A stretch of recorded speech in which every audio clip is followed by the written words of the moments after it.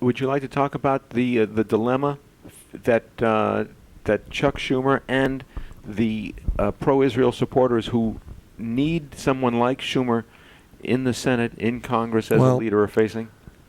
I have a very different point of view. I was in government for 21 years before I came into financial services.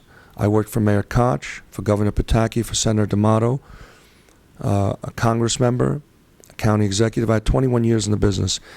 And I associated with these people, and I've watched these people. Now, I don't want to be overly broad in my disdain for the way in which he's operating. But Senator Schumer. Senator Schumer. But let me say this. I declare that if he wanted to, he could kill this deal single-handedly. Let me tell you why. He's been in office for nearly 4 decades. He came right out of school, and he went straight into the assembly. His public life is a gift from the voters of New York. New Yorkers, I don't know if you're aware, get bored with their public officials. It's very rare that a New York public official serves more in a senior position than 2 or 3 terms. Al D'Amato, the former senator, was thrown out at 18 years. Schumer has his 18th year in the coming election. Now, this is the first time in 40 years, if you will, the bloom is off the rose. People see that he's operating, he's double-dealing. He's not studying this deal. Every one of us on the committee read this deal in 2 hours flat. As a high school student, you could read it with a reasonable degree of comprehension. He's studying how he can convince the public that he's protecting Israel, that he's protecting America, that he's doing the right thing, and at the same time ensuring that he won't incur the wrath of the White House. The irony of this is, if he conducted himself instead as a Senator Henry Jackson, as a Pat Moynihan, as an Ed Koch, and he went on the floor of the Senate and spoke the truth, which I'm telling you he knows to be the truth, because Chuck Schumer is nobody's fool. He knows that what I'm saying to you is the truth. And that truth is that he would go on the floor and he would say, Mr. President, I've been in public life for 40 years. I've been a senator for now 17 years. I've read this, and I understand it. It is bad for America. It allows Iran to maintain all its infrastructure. They can go to a bomb in under 60 days at the end of it.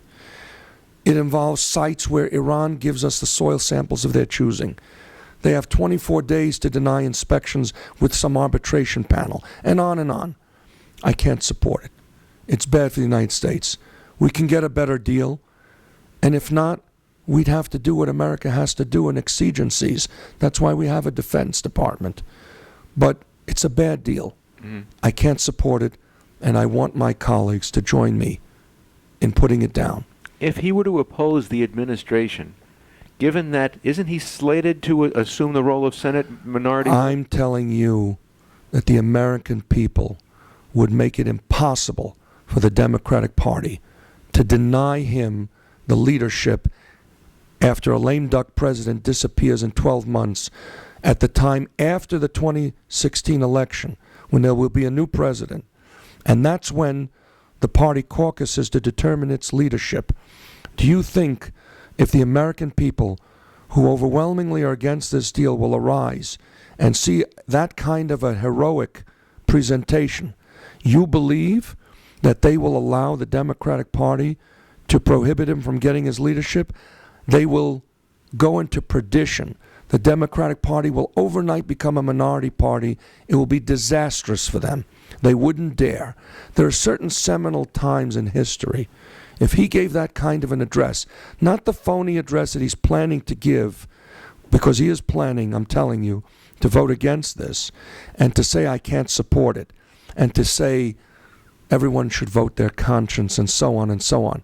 Since when are leaders of legislative bodies allowed or programmed to tell their members to vote their conscience? Their job is to round up the votes.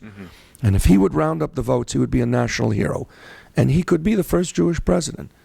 But if he plays this game, not only will he grudgingly get that leadership, but he will cause the defeat of many Democrats and make them a smaller party than they are at the moment. But he has a choice. He can be a Senator Jackson, an Ed Koch, he can be Patrick Moynihan, and he will inspire the United States the way Churchill inspired Britain. Or he could be the party hack that he's been to date until this time. And but you aren't just asking for him to agree to vote to override the bill. What more would you like from him?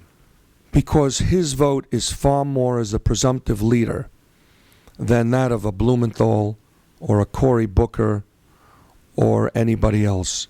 His is the vote and the intonation of the presumptive leader of the Democrats in the United States Senate. If he were to take that risk, he would be a national hero, but more important, he'd be doing what's right. Because to say he's against it, while cynically making sure that this president, with this horrible agreement, it's not an agreement, but as Admiral Lyons said, these are the terms of surrender for the United States to an Islamist, fascist government determined to dominate at a minimum that region of the world and eventually to attack the United States.